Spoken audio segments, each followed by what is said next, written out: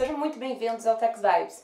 Retomando o nosso curso do Código Tributário comentado artigo por artigo, a gente chega em um dos artigos mais importantes do CTN, que é o artigo 3º, que nos traz o importantíssimo conceito de tributo.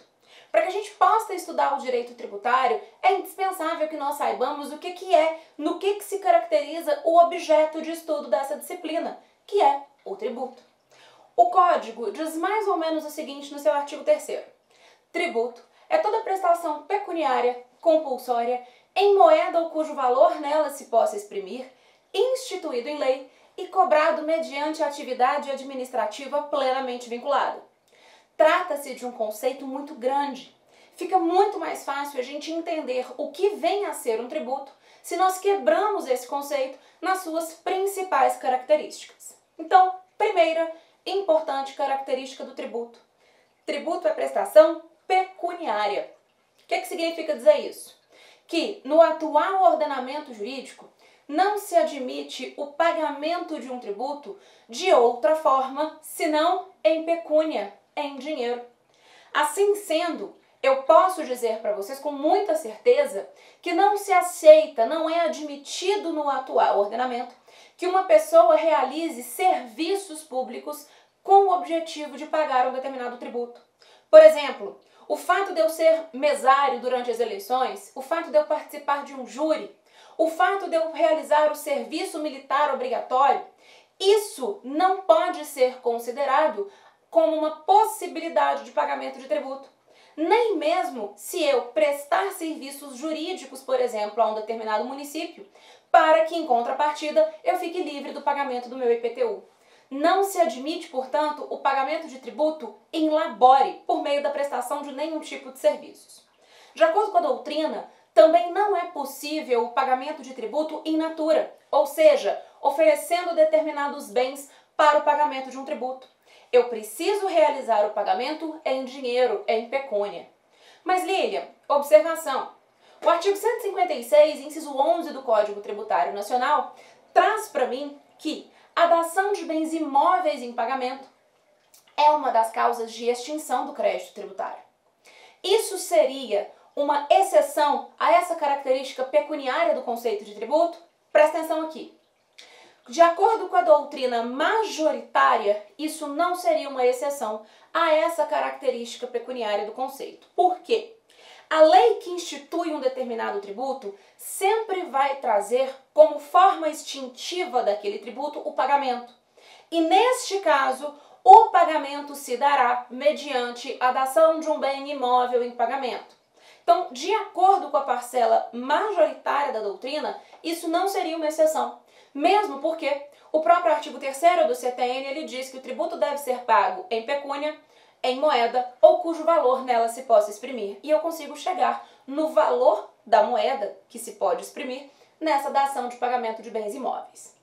De acordo, no entanto, com doutrina minoritária, a dação de bens imóveis em pagamento seria, sim, uma exceção a essa característica pecuniária do conceito de tributo. Mas o que você precisa levar para as provas e principalmente para as provas objetivas? Que não se admite o pagamento de tributo no atual ordenamento, nem in labore, mediante a realização de serviços, nem mesmo in natura, mediante a dação de determinados bens.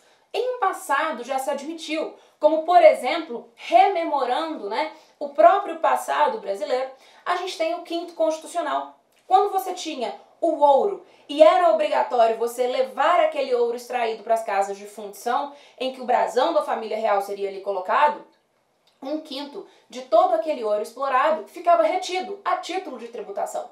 Isso é uma forma de pagamento de tributo in natura que não é mais admitida, ok? Além disso, essa frase, em moeda ou cujo valor nela se possa exprimir, é importante porque vários tributos são caracterizados no seu aspecto quantitativo com fatores de indexação. Como assim, Lilian? Exemplo.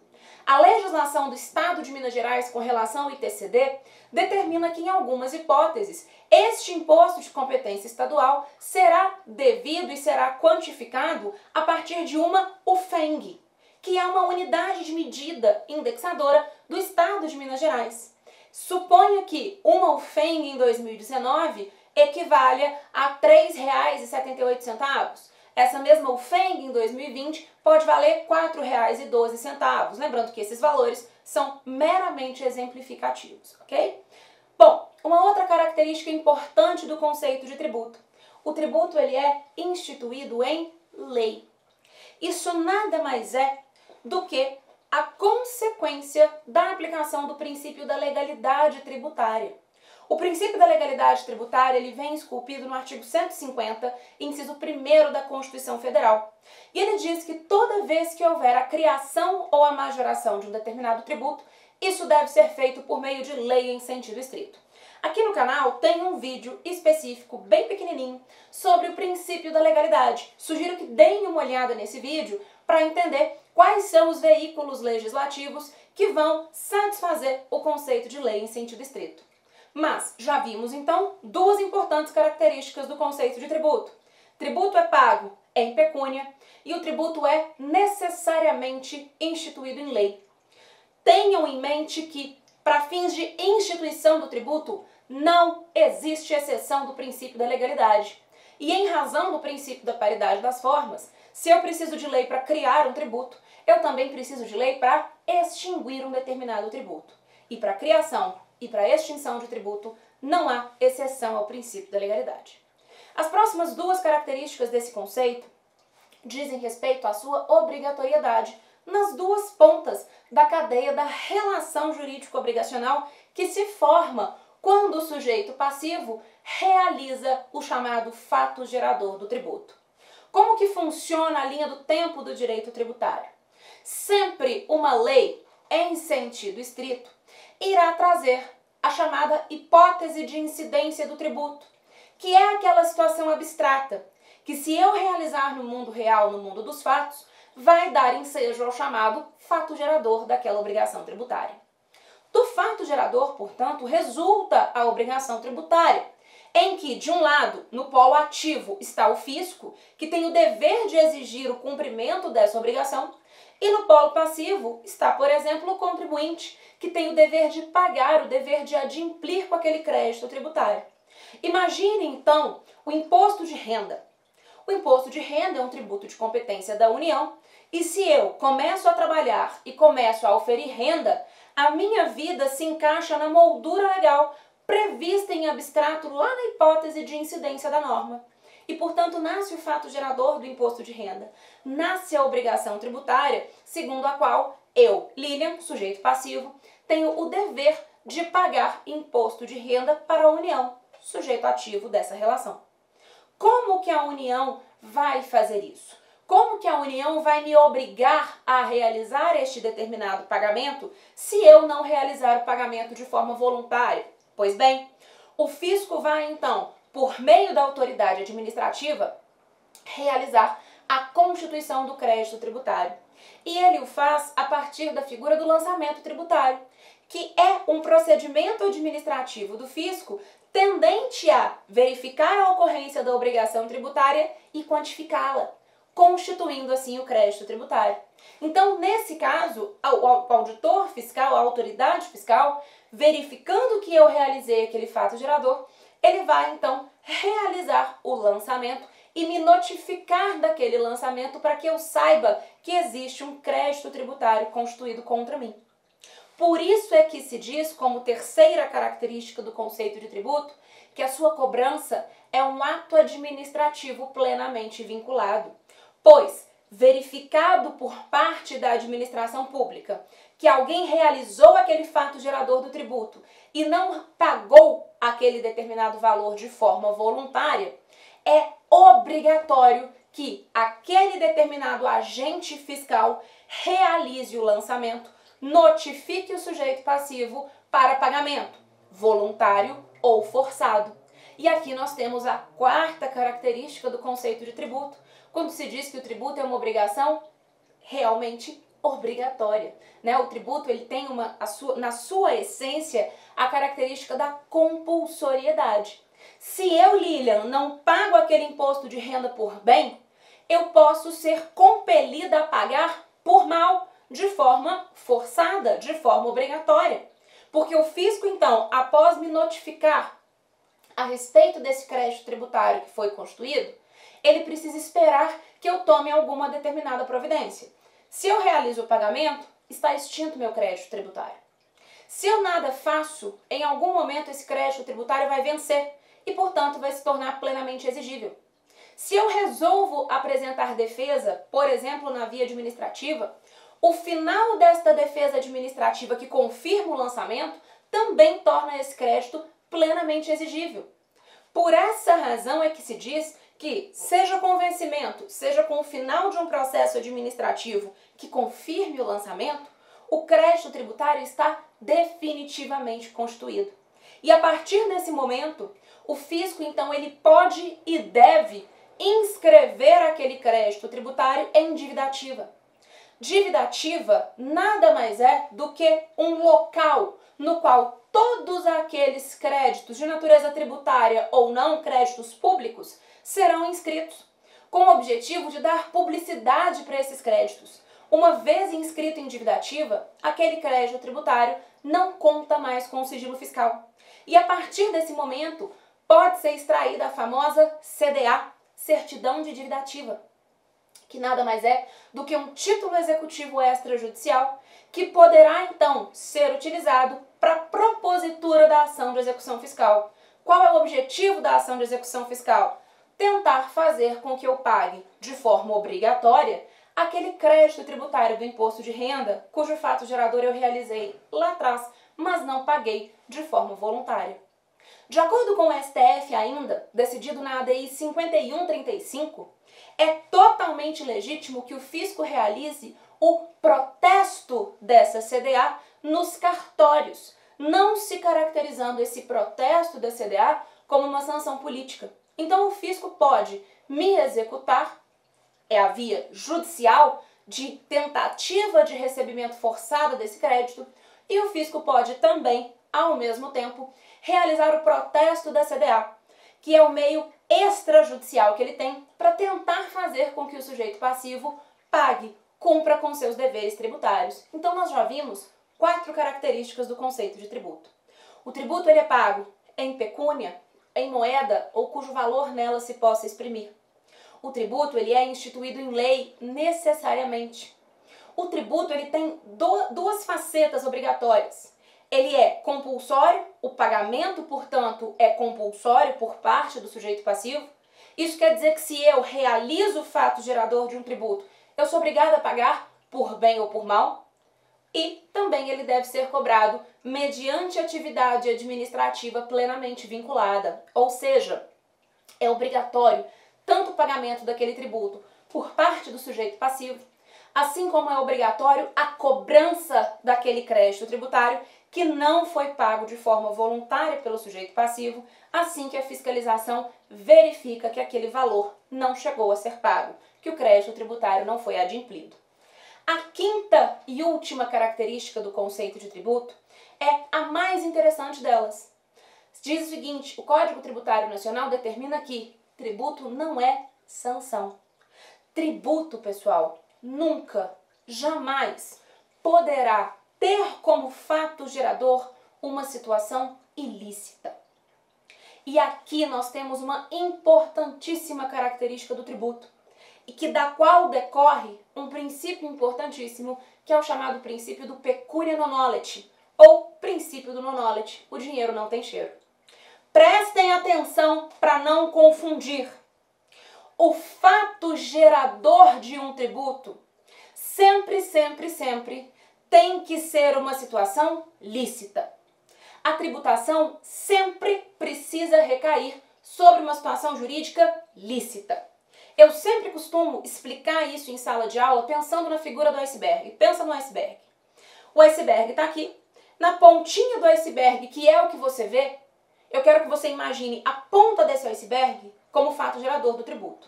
Aquilo que eu vejo em cima d'água tem que ser uma situação lícita. Só que, embaixo d'água, eu tenho o outro pedaço do iceberg. O fisco não vai mergulhar embaixo d'água para verificar se as circunstâncias, se os efeitos de um fato gerador são lícitos ou ilícitos. Para o fisco pouco importa. O que é importante para o fisco? Bater o olho naquele iceberg e verificar se a pontinha que ele vê, aquela parte que está em cima d'água, o fato gerador, é uma atividade lícita ou não. Se for uma atividade lícita, ele pode tributar. Por exemplo, vender sapato. Se for uma atividade ilícita que estiver na ponta desse iceberg, como por exemplo a comercialização de drogas e entorpecentes, ele não pode tributar. Porque o tributo tem sempre que recair sobre uma situação lícita, porque o tributo não é sanção. Agora, não me confundam o fato gerador de um tributo, que sempre precisa trazer uma situação lícita, com as circunstâncias e os efeitos do fato gerador. Artigo 118 do Código Tributário Nacional positivou o princípio do pecúnia non olet. Se as circunstâncias ou os efeitos do fato gerador são lícitas ou ilícitas, isso é irrelevante para a tributação. Como assim, Lília? Imagine a seguinte situação. Debaixo d'água, então, eu tenho essas circunstâncias ou efeitos. Se eu ganho meu dinheiro, se eu aufiro renda dando aula ou vendendo sapato, são duas situações lícitas. E ter renda é uma situação que enseja a necessidade de pagamento do imposto de renda, artigo 43 do Código Tributário Nacional. O imposto de renda, ele vai incidir toda vez que houver aquisição ou disponibilidade econômica ou jurídica de renda ou proventos de qualquer natureza. Então, quando eu olho para a pontinha desse iceberg, o que eu estou vendo? Ter renda. Ter renda é lícito? Sim. Então pode tributar o imposto de renda das pessoas que ganham renda, que auferem renda, dando aula ou vendendo sapato? Sim. Não quero saber de onde que vem, eu estou vendo a ponta do iceberg. E ali eu estou vendo que é uma situação lícita. Então pode tributar. Mas meu coleguinha, a renda dele advém de situações criminosas. Meu coleguinha é traficante. A renda auferida pelo traficante, o patrimônio por ele adquirido, ainda que decorrente de situações ilícitas, pode ou não pode ser tributado? É isso que diz o princípio do pecúnia non olet. Presta atenção. Esse ponto, as circunstâncias ou os efeitos do fato gerador estão embaixo d'água e eles são irrelevantes para a tributação. Então, a renda e o patrimônio decorrentes de atividades ilícitas pode ser tributado? Sim, porque eu olho para o fato gerador, para a ponta do iceberg, e o que eu estou vendo? Ter renda, ter patrimônio. Isso é lícito? É. Lília, mas essa renda veio de uma circunstância ilícita, dar aula. Não quero saber. Dar aula não é o que está em objetivo aqui, não é o que está no foco. O que está no foco é ter renda. De onde veio o dinheiro? Não me importa. Da mesma forma que a renda e o patrimônio do traficante vai poder ser tributado por essa mesma razão. Lília, mas veio da venda de droga, veio de uma situação ilícita. Circunstâncias ou efeitos dos fatos geradores são irrelevantes para a tributação de patrimônio ou renda, ainda que elas decorram de atividades ilícitas. É isso que diz o princípio do pecúnia non olet. Reza a lenda que esse princípio vem de Roma antiga, quando o imperador Vespasiano instituiu tributo para o uso de latrinas em Roma antiga. E o filho dele, o Tito, ficou com nojinho, do dinheiro que vinha da latrina e falou: ai, pai, dinheiro de latrina, que nojinho. E aí o pai, chamou o menino e perguntou: vem cá, meu filho. O menino foi. Ele pegou uma moeda e enfiou gentilmente o nariz no menino e perguntou: olet, cheira? Ele respondeu: non olet. E aí o pai respondeu: aprenda, meu filho. Pecúnia non olet. O dinheiro não tem cheiro. Pouco me importa se ele vem da latrina ou se ele vem da flora. Dinheiro é dinheiro. E isso foi resgatado em um importante julgamento do STF exatamente para se convalidar o entendimento segundo o qual o tributo precisa sempre recair sobre uma situação lícita. Por isso que quando eu vejo a venda de droga, que não é uma situação ilícita no ordenamento, eu não posso tributar a venda da droga com ICMS, por exemplo, apesar de haver circulação jurídica de mercadoria. Porque o que eu estou vendo em cima da água, a ponta do iceberg ali, não é uma situação lícita. Mas patrimônio e renda, ainda que decorrentes de atividades ilícitas, podem e devem ser tributados. Porque as circunstâncias ou os efeitos do fato gerador são irrelevantes para a tributação. Lembra do meu iceberg? Porque eles estão debaixo d'água. O fisco não está vendo e não vai mergulhar. Então, nós temos aqui as 5 características do conceito de tributo, recapitulando. Tributo é prestação pecuniária, pago em moeda ou em valor na qual nela a moeda se possa exprimir. O tributo decorre de lei, sempre em respeito ao princípio da legalidade. O tributo ele tem na sua natureza a obrigatoriedade, portanto ele é compulsório. O pagamento do tributo é compulsório, de forma voluntária ou forçada. E ele deve ser cobrado também de forma obrigatória. Por isso se diz que ele é cobrado mediante atividade administrativa plenamente vinculada. Ou seja, não existe espaço para discricionariedade aqui na atuação do ente administrativo. E por fim, tributo não é sanção. Lembrem-se aqui do princípio do pecunia non olet. Outro ponto extremamente importante para nós encerrarmos os comentários do artigo 3º é o seguinte: das 5 características que nós vimos que compõem o tributo, 4 delas também se aplicam para a multa tributária. A multa tributária também é paga em pecúnia, também decorre de lei, também é compulsória e também é cobrada mediante atividade administrativa plenamente vinculada. Qual que é a única diferença? Enquanto o tributo não é sanção, tributo não é sanção, a multa tributária é sanção. Eu só aplico uma multa para tentar refrear um comportamento reprovável que eu não quero que você continue tendo. Exemplo, eu preciso que você emita nota fiscal. Exatamente para eu saber se aquele determinado valor de IPI, de ICMS, estão sendo recolhidos da forma devida. Se você não emite a nota fiscal, não adianta o fiscal chegar para você e falar: você pode, por favor, no próximo mês emitir? Você fala: claro, vou emitir. Mês seguinte, ele chega no seu estabelecimento e fala: você emitiu a nota fiscal esse mês? Você fala: nossa, eu esqueci, você acredita que eu esqueci? Ele fala: não, acredito, tudo bem, mas ó, por favor, hein, ai. Próximo mês você emite? Você fala: não, pode deixar, eu juro, juradinho que próximo mês eu emito. Próximo mês ele chega no seu estabelecimento: cadê a nota fiscal? Acredita que eu esqueci de novo? Ele fala: problema nenhum, claro que eu acredito. Já que o meu ai não funcionou, eu vou te sapecar uma multa para que no próximo mês você se lembre de emitir a nota fiscal. Porque eu brinco que o ai não funciona com ninguém. Nem com o contribuinte, nem com ninguém. Então, se você tem à sua disposição a possibilidade de exigir a multa tributária, obviamente desde que prevista em lei, isso é uma importante ferramenta para fazer com que o contribuinte, com que o sujeito passivo, cumpra as suas obrigações. A única diferença, portanto, do tributo e da multa é que tributo não é sanção, ao passo que a multa é exatamente uma sanção imposta em razão de um ato ilícito cometido que eu quero ver refreado. Tranquilo? Ó, esse é, sem sombra de dúvidas, um dos artigos mais importantes do Código Tributário Nacional, porque ele te dá os elementos suficientes para entender se aquela determinada coisa que está sendo cobrada é ou não, pode ou não ser considerada tributo, o objeto de estudo do direito tributário. No próximo vídeo, a gente comenta o artigo 4º do CTN. Até lá!